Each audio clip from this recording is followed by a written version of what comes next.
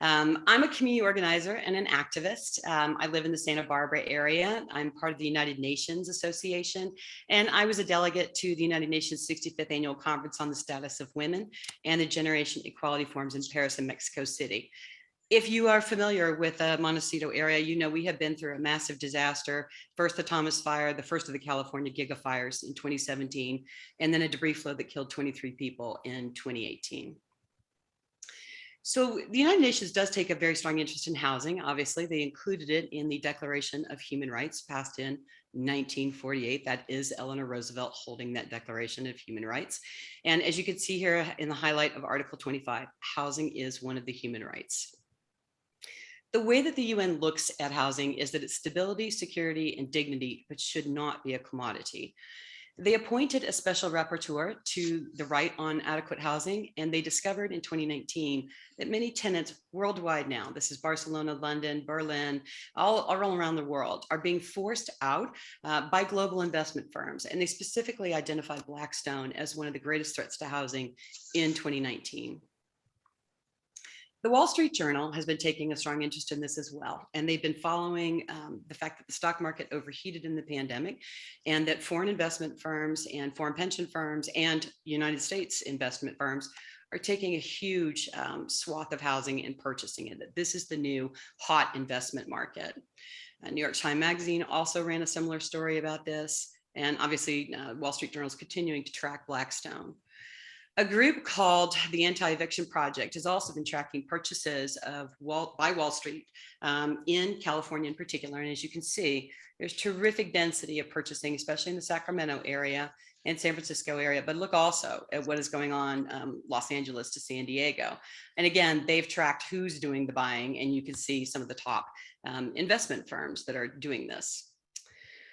So SB 910, as you've heard, will accelerate some of this. It's very attractive to investors and not as usable by actual homeowners. So we don't need to do any more handing out. We don't need to feed billionaires. What we really would like to see is some effort to stop and mitigate the displacement of California residents that are increasingly forced to compete with institutional investors. Some of you have asked questions in the Q&A window. Please keep them coming. We will do a Q&A session. You're asking about short-term vacation rentals, vacation rental by owners. Yes, all of that. That takes supply off the market and drives prices higher. Housing is for humans. We should not be competing with investment firms for a place to sleep and live. So we're going to organize for action now, and what you will do will make a difference. There are almost 1,000 people on this call, and if every single one of you took at least one action, you would create a wave that legislators would feel, and it would make a difference in how this vote is going to come out. So let me walk you through it. So Senate Bill 9 and 10 are part of a package of bills from the Senate leadership for housing. And those bills have gone through the Senate and been passed by the Senate, and they are presently now in the Assembly.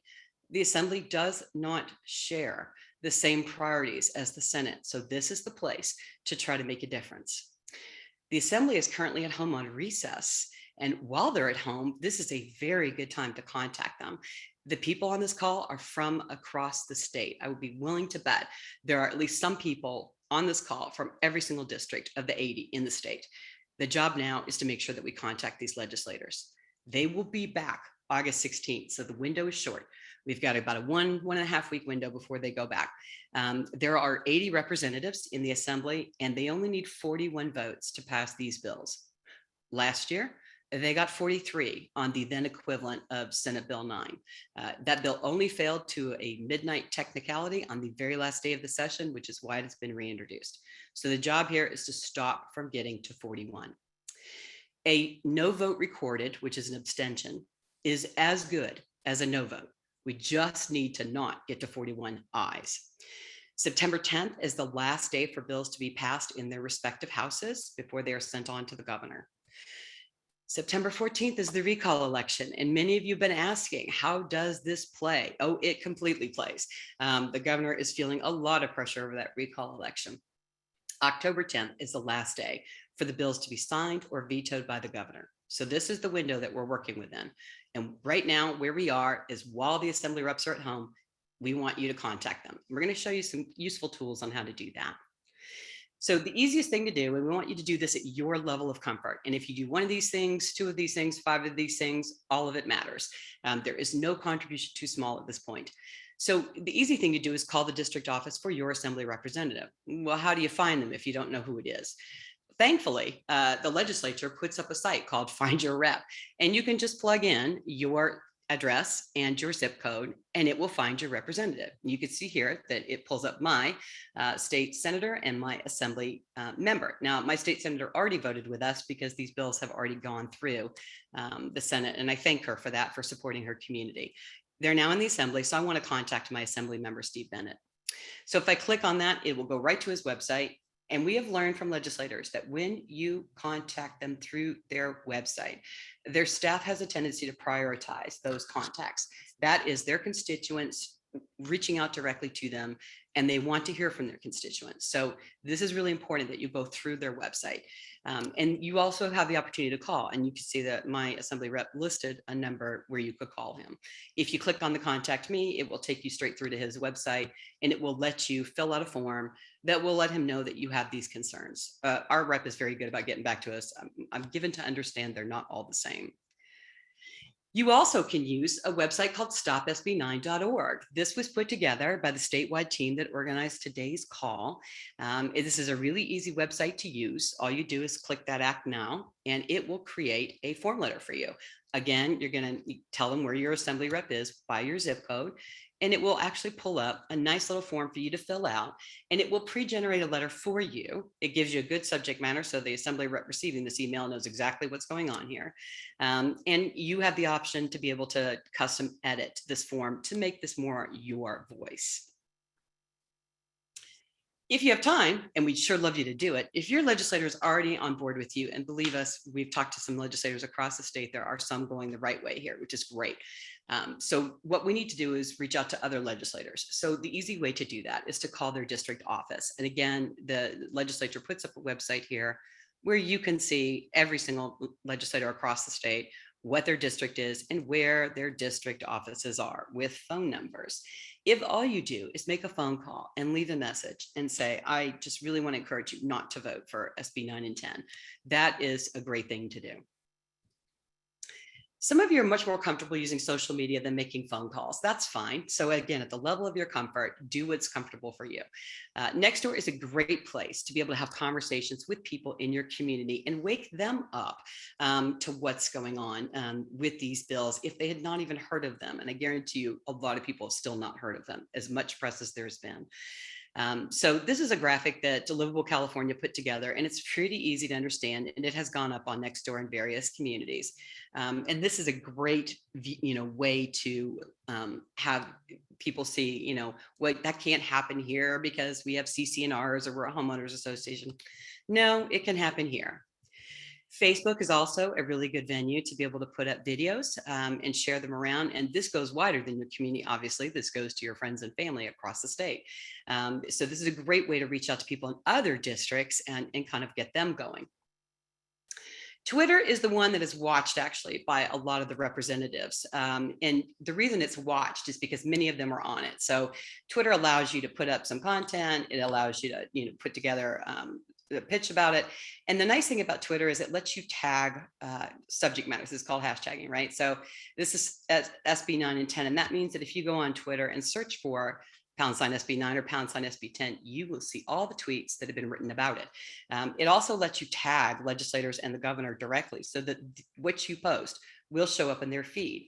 For legislators and for the governor, their staffers watch their Twitter feeds. And obviously, this is a bit of a measure of public pulse for them. So it's a really good tool to use. If you're willing to spread your reach, teach 5 of your friends to do the same thing and ask them to teach 5 friends. And a really easy starting point is just to email around the United Neighbors video. We have a toolkit that you'll be able to download that has all of these live links in them. So this will be a really easy thing for you to walk through. And I have to tell you, this is one that surprises a lot of people, but letters to the editor are huge. This is often one of the most read sections of news media. Local news media have really taken on the chin over the last 2 decades, and it's really hard for them to get content. Letters to the editor are content you supply, and they have a tendency to get a lot of eyeballs, which makes newspapers happy. So as you can see, these are some sample letters to the editor. This one came from South San Francisco. Here's one in the LA Times, which asks a question that many of you have been asking, which is, where's the water? That's a very good question to be asking. And here's one by Julie Testa, who's on with us today, and she's the vice mayor of Pleasanton, and she ran a good guest op-ed in the Pleasanton Weekly. So this is a good way to expand your reach. Many of you are articulate and able to write a good, succinct set of points that your local papers would like to run. Now, this is a good one too. If your local media is not running fair and balanced stories, right? If they're running one-sided stories, and we have seen that in some media, you can contact them and say, I'd like you to hear the other side of the story. You also can do exactly what we're doing with you this morning. You can put a town hall together, and several of you have asked me where the recall candidates stand on this. We've only seen one debate so far. We've only seen 2 candidates answer. Now's a good opportunity to do a town hall. Again, free parking, no exposure to Delta, easy to attend. And you can ask the recall candidates, what are your positions on housing? We want to hear from you and on these bills. And you can also do your own press conference or video. There is a group out of Sacramento. They are fierce advocates for their neighborhood. They have a town hall that we helped put together for them with their assembly rep. It did not go well. He was not responsive to them. So they turned around the following week and they did a press conference on the Capitol steps to make it absolutely clear the problems that they have with these bills. And you've seen Lynetta McElroy's video, and Lynetta's had a couple thousand hits on that video, and it's clearly gone far wider than her community of Leimert Park. So these are also good tools that you can use if you're comfortable widening your reach. Always keep the governor, contact the governor, contact the governor, contact the governor. No matter what else you do that. This is the last backstop. He can either sign these bills or veto them. So this is super important. What do I say when I contact? I've decided I'm going to participate. I've decided I'm going to contact my legislator. What do I say? These are very simple points you can use. Again, this is in the toolkit. So we need affordable housing, not developer and investor handouts. We need to stop displacing Californians out of lower rent and lower price units. Stop gentrification. Please protect our diverse communities. This is a key one. The story on the right here is the front page of the New York Times from a month ago. Insurance Commissioner Ricardo Lara came out very clearly and said he did not feel that the state could support continuing to build in the high wildfire zones any longer. As you see with buying housing, financial markets are typically very ahead of the game here. They've already decided that the state goes on fire on a regular basis. They're not going to provide insurance policies in the high wildfire zones. So why in the world are we pushing more people into them? And Senate Bill 9 actively promotes that. It actively promotes building in the high wildfire zones. You can also say, to your legislator, hey, if you're trying to look like you're doing something on housing with these bills, here's what you're really doing. You're just going to create more upmarket housing. You're going to drive prices higher. And that is exactly what investors and developers want to get the highest rate of return. If you really want to end single family neighborhoods in California, then let's just be honest about it. Let's get that discussion out on the table.